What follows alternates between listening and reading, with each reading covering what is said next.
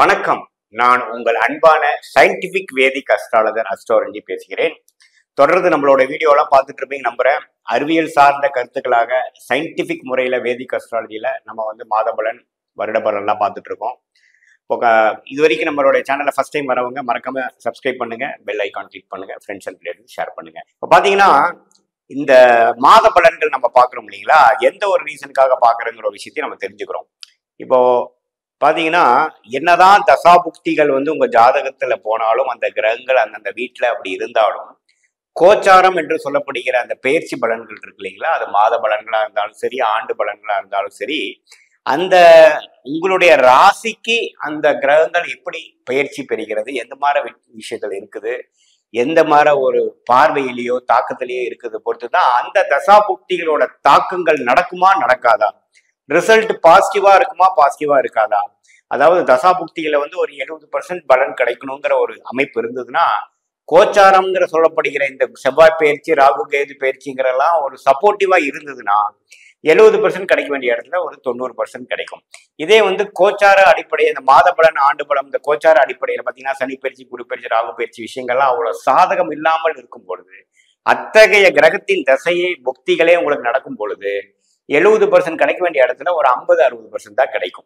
So plus R minus எப்படி இருக்குது, result பாசிட்டிவா முடியுமா, கொஞ்சம் நெகட்டிவா முடியுமா, சீக்கிரம் முடியுமா, இழுபறியாகி முடியுமாங்கிற ஒரு விஷயத்துக்கு தான் கோச்சார பலன்கள் உங்களுடைய தசாபுக்திகளோட பொருத்தி பார்க்கணுங்கிறது ரொம்ப முக்கியம்.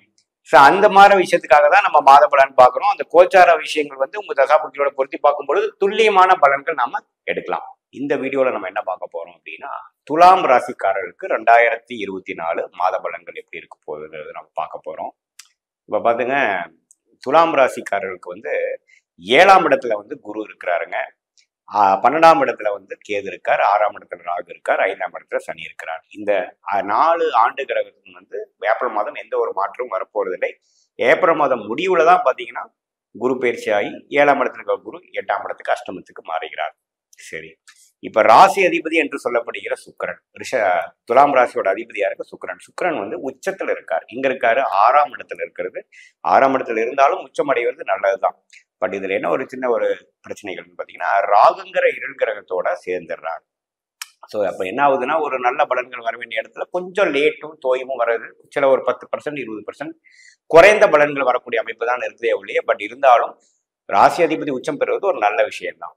அதே சமயத்துல புதனும் பாத்தீங்கன்னா ஒரு 8ஆம் இடத்துல இருந்து வக்ர ரீதியாக 7ஆம் இடத்துக்கு வந்துடுறார்.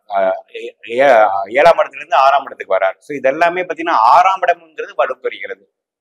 அதாவது துலாம் ராசிக்கு 6ஆம் இடம் என்று சொல்லப்படுகிற இந்த டிராவலிங், உடல் உபாதை, கடன் இஷ்யூஸ், குடுக்கல் வாங்கல், அது மாதிரி ருணசத்ரு பாவமா இருக்கு பாத்தீங்களா 6ஆம் பாவம். அதுல பாத்தீங்கன்னா கிட்டத்தட்ட ஒரு 4 கிரகம், ராகு, சூரியன், புதன், சுக்கிரன், எல்லா கிரகமும் 6ஆம் இடத்துல அதிகமா இருக்கக்கூடிய விஷயங்கள் பார்க்கும் பொழுது கொஞ்சம் உடல் நலத்துக்கு கொஞ்சம் கவனிச்சுக்கணுங்கிறது இருக்குங்க. நம்ம டிராவலிங் அதிகமாக பண்ணக்கூடாது. இதுக்கு முன்னாடி ஏதோ ட்ரீட்மெண்ட் எடுத்துட்டு இருந்த சீனியர் சிட்டிசன்லாம் பார்த்தீங்கன்னா கொஞ்சம் கரெக்டாக எடுக்கிறீங்களான்னு பார்த்துக்கணும். கரெக்டான முறையில் நீங்கள் செக்அப் பண்ணிக்கணும். மெடிசன் எடுக்கிறது நிறுத்திடக்கூடாது.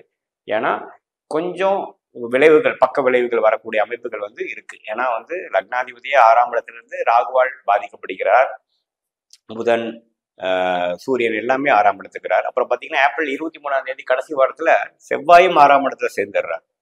இந்த மாதிரி இருக்கிறனால கொஞ்சம் அறுவை சிகிச்சை எதிர்பார்த்துட்டு இருக்கிறவங்களுக்கு எல்லாம் கொஞ்சம் அது மாதிரி சில விஷயங்கள் நடக்கக்கூடிய அமைப்புகள், சில இல்லத்தரசிக்கு பாத்தீங்கன்னா சில இது வரைக்கும் சில வயசுக்கு ஏற்ற சில பிரச்சனைகள் இருந்தது கொஞ்சம் ட்ரீட்மெண்ட் எடுக்கணுங்கிற மாதிரி ஒரு அமைப்பு கொடுக்குதுங்க.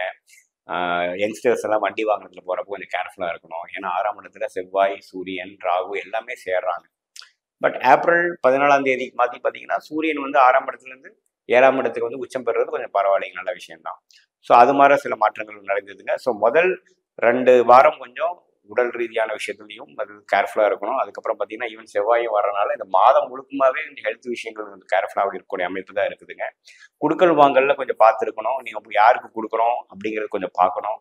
வெளிநாடு விஷயங்கள் எதிர்பார்த்துட்டு இருக்கிறவங்களுக்கு கொஞ்சம் லேட் ஆகக்கூடிய விஷயம், விசா கிடைக்குமா கிடைக்காதாங்கிற மாதிரி ஒரு தாக்கத்தை கொடுக்கக்கூடிய இந்த மாதம் முழுக்குமே பார்த்தீங்கன்னா எந்த ஒரு ரிசல்ட்டும் பூர்ணமாக கிடைக்காம எதிர்பார்ப்புகளும் சில மனக்கலக்கங்களும் கிளாரிட்டி கொஞ்சம் குறையிற மாதிரி ஒரு அமுக்கள் உள்ள ஒரு விஷயமாக இருக்கிறது. கொஞ்சம் மாதத்தின் கடைசி வாரத்தில் பார்த்தீங்கன்னா கொஞ்சம் சில விஷயங்கள் பெட்டராக இருக்குதுங்க. இந்த சூரிய பயிற்சி ஒரு அருமையான பயிற்சி. ஏன்னா வந்து குருவோட சேர்ந்து இருக்கிறது வந்து ஒரு நல்ல ஒரு விஷயத்த கொடுக்குதுங்க.